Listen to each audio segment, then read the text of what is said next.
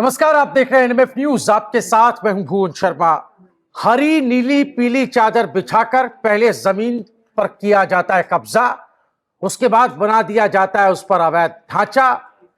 अवैध धार्मिक संरचनाओं को धीरे धीरे कैसे उत्तराखंड में बढ़ाया जा रहा था और अब उन पर गृहगाज चल रहे हैं बुलडोजर। एक एक तस्वीर आपको दिखाएंगे। हमारे साथ मुफ्ती शमून काजमी साहब, मुस्लिम स्कॉलर, जुड़ गए हैं जिनका ताल्लुक देहरादून से ही है। बहुत बहुत स्वागत है मुफ्ती साहब आपका एनएमएफ न्यूज पर। इस खबर के बारे में थोड़ा विस्तार से आपको जानकारी दें, उससे पहले आपको बता दें कि आप देश और दुनिया की तमाम बड़ी अहम खबरें हमारी वेबसाइट newsnmf.com पर जाकर पढ़ सकते हैं, देख सकते हैं। बात कर रहे हैं उत्तराखंड की। मुख्यमंत्री पुष्कर सिंह धामी ने एक अभियान चलाया हुआ लैंड जिहाद के खिलाफ। लगातार इस पर जो आंकड़े सामने आ रहे हैं वो चौंकाते हैं। अभी हमने बात की कि कैसे सरकारी जमीनों पर कब्जा किया जा रहा है, उनमें अवैध धार्मिक संरचनाएं बनाई जा रही हैं।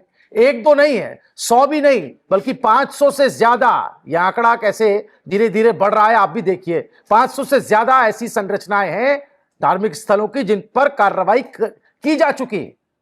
अब इस पर ताजा बयान आया मुख्यमंत्री पुष्कर सिंह धामी का। आंकड़ा 10,000 एकड़ से ज्यादा का हो गया है वो जमीनें जिनको कब्जा मुक्त करा लिया गया है। सरकारी जमीनों को अपनी जागीर मानकर कुछ लोग कैसे उत्तराखंड में अतिक्रमण का खेल खेल रहे थे, उन नकाबपोशों से नकाब उतारने का काम धामी सरकार ने किया है। और इसके साथ ही डेमोग्राफी चेंज की साजिशों के पीछे जो लोग छिपे हुए थे, और बड़ी ताज्जुब की बात है, सिस्टम का हिस्सा थे, बाकायदा सरकारी सिस्टम में रहकर कैसे बाहर के लोगों को, एक खास मजहब, एक खास समुदाय के लोगों को ला करके बसाने का काम उत्तराखंड में, और यही नहीं, उनको वहां का मूल निवासी बनाने की भी एक नापाक कोशिश जो है वो उत्तराखंड में की गई। और हल्द्वानी से वो भी सामने आया, उसका भी खुलासा हुआ। तो सिलसिलेवार तरीके से इन तमाम मामलों पर बात करेंगे, लेकिन उससे पहले मुख्यमंत्री पुष्कर सिंह धामी का ताजा बयान हल्द्वानी में जो उन्होंने डेमोग्राफी चेंज को लेकर दिया है वो सुन लेते हैं। वे जहां खाली जमीन देखते हैं, जहां सरकारी जमीन देखते हैं, वहीं कब्जा करने का प्रयास करते हैं। और इस लैंड जिहाद के खिलाफ हमने कठोर कार्रवाई करते हुए 10,000 एकड़ से अधिक भूमि को इन घुसपैठियों से अभी तक हमने मुक्त करवाया है। हमने तय किया कि हम अब इस दंगे की राजनीति करने वालों को सबक सिखाएंगे, और दंगा करने वालों के लिए ये हमने कानून बनाया कि सरकारी संपत्ति हो, निजी संपत्ति हो, अगर दंगे से उसका नुकसान होगा, ये संपत्ति नष्ट होगी, तो एक एक पाई की भरपाई उसी दंगाई से सुनिश्चित की जाएगी।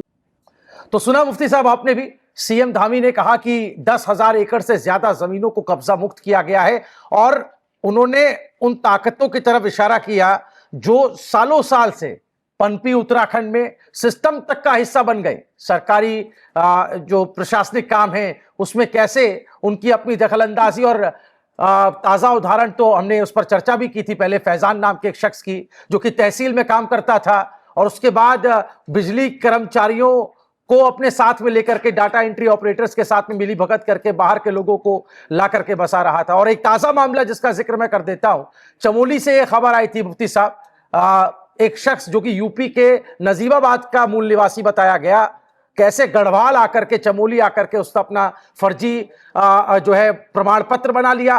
ना सिर्फ फर्जी प्रमाण पत्र बनाया, मूल निवासी बना, बल्कि नौकरी भी पाली, अतिथि शिक्षक के तौर पर स्कूल में तैनात भी हो गया। और यह खुलासा तब हुआ जब उस पर संगीन इल्जाम लगा वहां की छात्राओं के साथ अश्लील हरकत करने का, और उसके बाद यह पता चला जब फाइल खुली तो भाई साहब ये तो यहां का मूल निवासी है ही नहीं, और ये फर्जी तरीके से यहां रह रहा था, नौकरी भी पाली। तो इन तमाम मामलों पर जो लगातार एक के बाद एक सामने आ रहे हैं, खुलासे हो रहे हैं, इस पर आपका क्या कुछ कहना है? देखिए, हमारे माननीय मुख्यमंत्री श्री पुष्कर सिंह धामी जी कैसे निष्पक्ष और अपने राज्य को समर्पित उनका जीवन है, और उनका जो उनका जीवन है वो बहुत संघर्षों से भी भरा हुआ है और उपलब्धियों से भी भरा हुआ है। उपलब्धियां उनकी ये है कि वो उत्तराखंड राज्य को एक आदर्श राज्य की ओर लेके बढ़ रहे हैं, और संघर्ष उनका ये है कि उन्होंने बाल्य जीवन काल से जो उनका संघर्ष प्रारंभ हुआ है, तो अभी उनके ऊपर एक किताब आई, उसमें हमने भी उस किताब में देखा, आपको भी उसे पेश करूंगा, मैं आऊंगा तो लेकर आऊंगा आपके लिए। तो हमारे माननीय मुख्यमंत्री पुष्कर सिंह धामी जी अब तक के मुख्यमंत्रियों में एक ऐसे मुख्यमंत्री हैं कि जो अपने प्रदेश और देश के लिए कुछ भी करने के लिए वो तैयार रहते हैं, और एक राष्ट्रवादी नेता ऐसा ही होना चाहिए। वो लोक नेता है, और लोक नेता होने के साथ साथ वो लोकप्रिय भी हैं, और इसीलिए किसी भी जगह वो कोई किसी जगह संकोच नहीं करते। और मैं इसमें ये बात कहना चाहूंगा कि जो कीमती जमीनों के ऊपर जो कब्जे किए हैं जिन लोगों ने, वो जमीनें सरकार की संपत्ति है, वो हमारे उत्तराखंड की प्रजा की जनता की संपत्ति है। उसके ऊपर अगर कोई विशेष व्यक्ति या विशेष वर्ग या विशेष कुछ लोग उस पे अपने षड्यंत्र के तहत उस पे कब्जा करना चाहें तो वो नाजायज है, और किसी भी इस्लाम की रूह से भी, और तमाम जितने भी रिलीजन हैं, जितने भी धर्म हैं, वो सब इसका खंडन करते हैं। और अपनी ही जमीन के ऊपर बनाए हुआ कोई भी धर्म स्थल जो आपके संघर्ष से बना हो, आपकी उसमें आपकी कमाई लगी हो, वही ईश्वर को भी स्वीकार्य है, और जनता को भी स्वीकार्य है, और सरकार को भी स्वीकार्य है। अगर कोई शख्स किसी खाली जमीन के ऊपर कोई ऐसा प्रतीकात्मक कोई धर्म स्थल बना लेता है, और उसकी मंशा ये होती है कि मैं इन जमीनों के ऊपर कब्जा करूं, तो सरकार की भी ये जिम्मेदारी है कि वो उन ऐसे लोगों को कैफिर किरदार तक पहुंचाए, और कीमती जमीनों को उनसे वागुजार करके उनके ऊपर जनता के लिए और प्रदेश की भलाई के लिए काम करें। और ये काम हमारे माननीय मुख्यमंत्री श्री पुष्कर सिंह धामी जी बहुत भली भांति तौर से कर रहे हैं। और माननीय मुख्यमंत्री श्री पुष्कर सिंह धामी जी ने जो अब तक 10,000 एकड़ जमीनों को कब्जा कराया है, तो मैं ये कहना चाहूंगा आपके माध्यम से कि ये किसी वर्ग विशेष के खिलाफ नहीं है, बल्कि ये तो उन भूमाफियाओं के खिलाफ है कि जिन्होंने धर्म का नाम लेकर के उन जगहों पर धर्म स्थल तामीर कर लिए, बना लिए। और इसी तरह से जो पूरा हल्द्वानी का वो इलाका है जो पूरे देश में चर्चा का मुद्दा बना, और माननीय सर्वोच्च अदालत में अभी 10 तारीख को उस पर फैसला भी आना है। तो ये तो हमारे पास सामने जीता जागता एक ऐसा उदाहरण है जो सालों साल से कैसे वहां पर धीरे धीरे रेलवे की जमीनों पर कब्जा होता चला गया, और आज ये समस्या एक बड़ी नासूर की शक्ल में तब्दील हो गई है। और ऐसा लगता है कि वहां तो दंगे तक हो गए थे। आप याद कीजिए, जब वहां पर प्रशासनिक कार्रवाई हुई तो कैसे पुलिस के काम में ना सिर्फ बाधा डाली गई, बल्कि पुलिस पर भी हमला किया गया, कई लोगों की उसमें जान भी गई, जिसको लेकर के मामला सर्वोच्च अदालत गया। और अभी इस पर भी मुख्यमंत्री पुष्कर सिंह धामी ने एक सख्त बयान दिया है, टिप्पणी की है कि जो दंगाई है वही नुकसान की भरपाई भी करेगा। तो आप कैसे देखते हैं? बनभूलपुरा तो उत्तराखंड के सामने एक ऐसा उदाहरण है जो ये बता रहा है कि अगर स्थितियां में जल्दी कोई कार्रवाई नहीं हुई, जल्दी एक्शन नहीं लिया, तो कई और बनभूलपुरा बन जाएंगे उत्तराखंड में। देखिए, जो ये आपने बताया,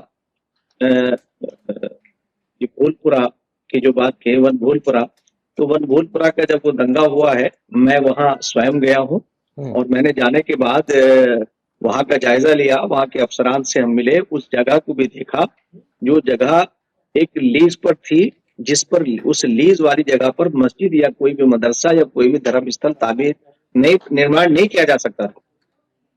वो उसके लिए जब लोगों ने दंगा किया, और दंगे के बाद जो हमारे सरकार ने, हमारे माननीय मुख्यमंत्री श्री पुष्कर सिंह धामी जी ने जो दंगा नियंत्रण कानून बनाया है कि जो दंगा करेगा या राज्य की संपत्ति को नुकसान पहुंचाएगा तो उसकी भरपाई उससे की जाएगी। ये बहुत स्वागत योग्य कदम है, ये बेहतरीन कानून है। और मैं एक बात आपके माध्यम से भी कहना चाहता हूँ कि उत्तराखंड राज्य के माननीय मुख्यमंत्री श्री पुष्कर सिंह धामी जी ने जितने भी कानून बनाए हैं वो अपने राज्य को समर्पित है, वो राज्य की जनता को समर्पित है। वो उन लोगों के ऊपर कार्रवाई है जो भूमाफिया है, या जो दंगा गिरोह है, या वो जो नकल गिरोह है, या वो जो धर्मांतरण का कारोबार करते हैं, उन पर कार्रवाई है। आम जनता को राहत देने के लिए जितने भी कानून उत्तराखंड राज्य से बने हैं मैं ये बात कह सकता हूं कि आज देश उन तमाम कानूनों का, तमाम प्रावधानों का अनुसरण कर रहा है, अनुकरण कर रहा है। और मैं ये भी कहना चाहता हूं कि ये कार्रवाई किसी धर्म विशेष पर या किसी धर्म या किसी वर्ग विशेष के खिलाफ नहीं है, बल्कि उन अनियमितताओं के और उन कुप्रथाओं पर अंकुश लगाने के लिए है कि जिससे हर धर्म का, कोई भी धर्म हो, उसके अनुयायी को, उसके मानने वाले को कोई नुकसान नहीं होना चाहिए। और तथाकथित लोग जो उन्होंने कह दिया वही धर्म नहीं है।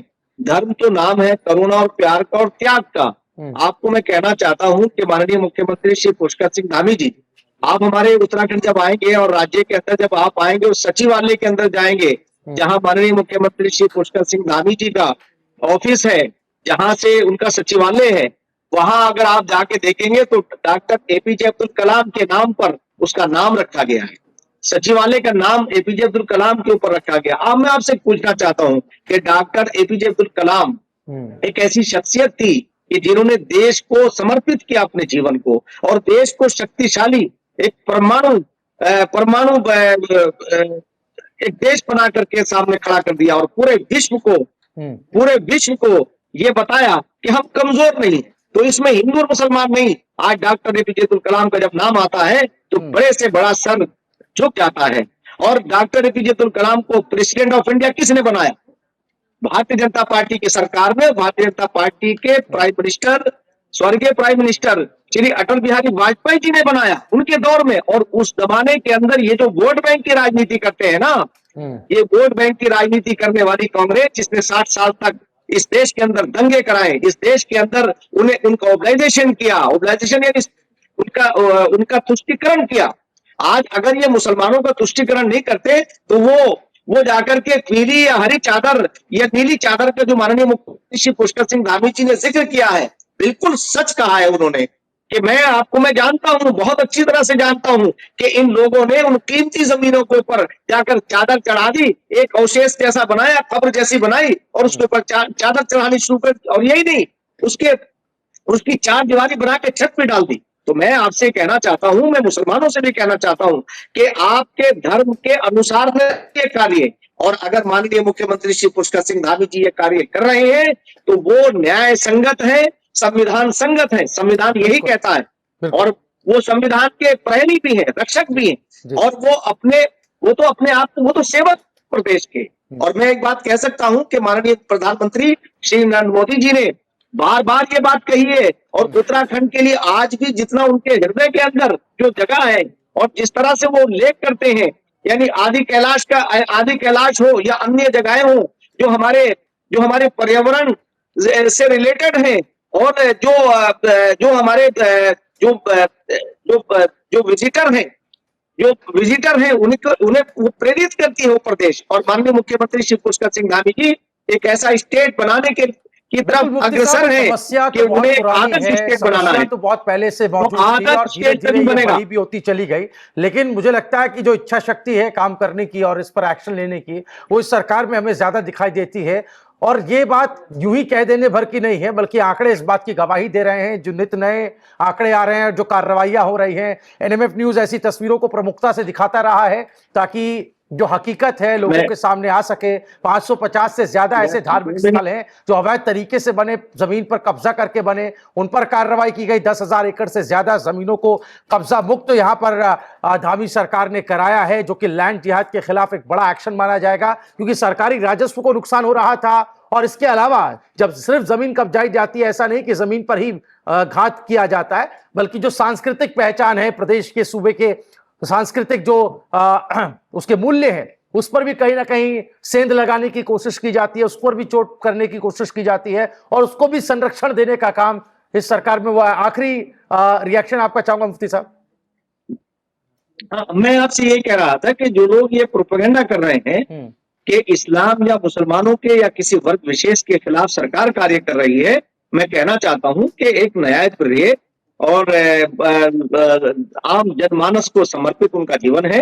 यानी हमारे माननीय मुख्यमंत्री श्री पुष्कर सिंह धामी जी ने जितने कानून बनाए, मैं उनका उल्लेख करना चाहूंगा कि नकल विरोधी कानून से लेकर के धर्मांतरण तक, और धर्मांतरण से लेकर के यूसीसी तक, और यूसीसी से लेकर के दंगा नियंत्रण कानून तक जितने कानून बनाए हैं माननीय मुख्यमंत्री पुष्कर सिंह धामी जी ने, उसका लाभ समूचे बिल्कुल, सिर्फ उत्तराखंड कानून को रहा है। साहब, यहाँ और पर यही वजह है होना चाहिए। लव जिहाद की बात करें, थूक जिहाद की बात करें, सीएम धामी का साफ तौर पर यह कहना, उन्होंने हल्द्वानी में ये बात कही भी कि जो लव जिहाद, थूक जिहाद वाले विक्षिप्त मानसिकता के लोग हैं, उनके खिलाफ भी, उनको रोकने का भी काम ये सरकार कर रही है। चलिए जनता पर छोड़ते हैं, जनता इन कार्यों को, इन एक्शन को, इस कार्रवाइयों को किस रूप में ले रही है, देख रही है। आप लोग कमेंट जरूर कीजिएगा और इस वीडियो को ज्यादा से ज्यादा शेयर करें। बहुत बहुत शुक्रिया मुफ्ती साहब आपका हमारे साथ जुड़ने के लिए। आप देखते रहिए एनएमएफ न्यूज।